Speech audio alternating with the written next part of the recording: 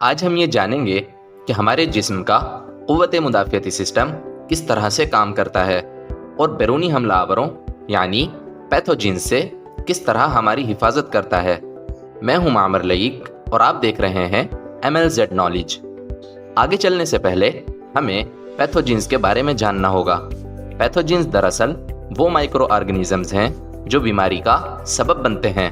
ان micro organisms میں bacteria, viruses, fungi, protozoa اور parasites وغیرہ شامل ہیں۔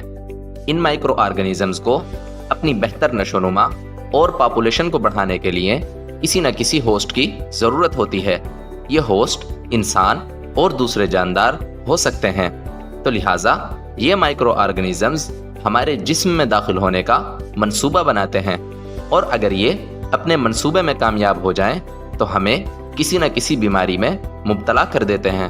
مگر آج ہم صرف بیکٹیریا اور وائرسز کی بات کریں گے، کیونکہ ہمارے جسم میں مختلف بیماریوں کا سبب یہی دو مائکرو آرگنیزمز ہیں۔ بیکٹیریا ایک سیل والے خلیے ہیں۔ تمام بیکٹیریا نقصان دہ نہیں ہوتے۔ کچھ بیکٹیریا ایسے بھی ہیں جو ہمارے جسم کے مختلف حصوں میں رہتے ہیں اور ہمارے جسم کی پراپر فنکشننگ میں مدد کرتے ہیں، جیسا کہ ہماری انٹسٹائن میں رہنے والے بیکٹیریا۔ یہ خوراک کو ہضم کرنے، نیوٹرینٹس کو ایبزارب کرنے اور ہمارے جسم میں مختلف نیوٹرینٹس پروڈیوس کرنے میں مدد کرتے ہیں۔ انہیں گڈ بیکٹیریا کہتے ہیں۔ اور بہت سے بیکٹیریا ایسے بھی ہیں جو ہمارے جسم کی پراپر فنکشننگ میں رکاوٹ پیدا کرتے ہیں اور مختلف بیماریاں جیسے کہ نمونیا، انفلوئنزا، گلے کی خراش اور بد ہضمی کا سبب بنتے ہیں۔ انہیں بیڈ بیکٹیریا کہتے ہیں۔ اس کے برعکس وائرسز ہمارے سیلز اور بیکٹیریا سے سائز میں بہت چھوٹے ہوتے ہیں، لیکن یہ طاقت میں بے مثال ہوتے ہیں۔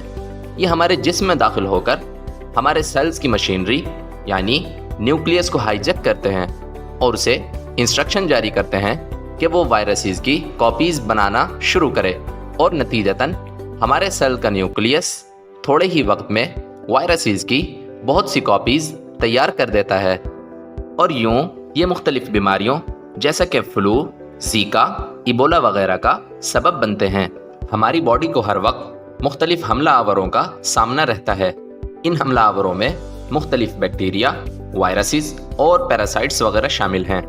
یہ حملہ آور ہمارے جسم میں، جسم کے باہر اور ہماری اسکن میں موجود ہوتے ہیں۔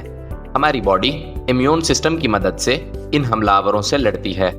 ہمارا امیون سسٹم مختلف آرگنز، سیلز اور ٹیشوز پر مشتمل ہوتا ہے جو ایک ساتھ مل کر نقصان دہ مائکروب سے لڑتے ہیں اور انہیں مار بھگاتے ہیں۔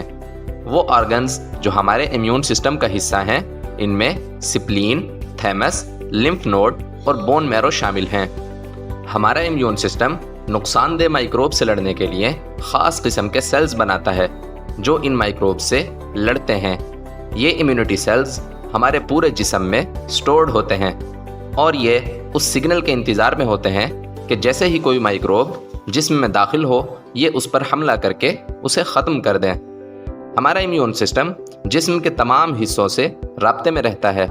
جیسے ہی کوئی مائکروب ہمارے جسم میں داخل ہو کر ہمارے سیلز کو نقصان پہنچاتا ہے اور ہمارے جسم کی فنکشننگ میں رکاوٹ پیدا کرتا ہے، تو فوراً ہمارا امیون سسٹم اسے ڈیٹیکٹ کرتا ہے اور جسم کے اس حصے میں فائٹنگ سیلز کو بھیجتا ہے کہ وہ حملہ آوروں سے حفاظت کریں۔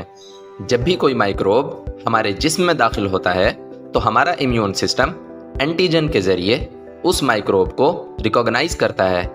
اینٹیجنز وہ مالیکیولز ہیں جو کسی بھی نقصان دہ مائکروب کی سرفیس سے اٹیچ ہوتے ہیں۔ ہمارا امیون سسٹم اس مائکروب کی شناخت کرنے کے بعد اینٹی باڈیز بناتا ہے۔ یہ اینٹی باڈیز خاص قسم کی پروٹینز ہوتی ہیں جو کہ وائٹ بلڈ سیل سے بنتی ہیں۔ یہ اس خاص اینٹیجن کو پہچانتی ہیں اور اسے کل کرتی ہیں۔ ہمارا امیون سسٹم نقصان دہ مائکروب سے لڑنے کے لیے مختلف قسم کے سیلز بناتا ہے، اور ہر سیل ایک خاص فنکشن پرفارم کرتا ہے۔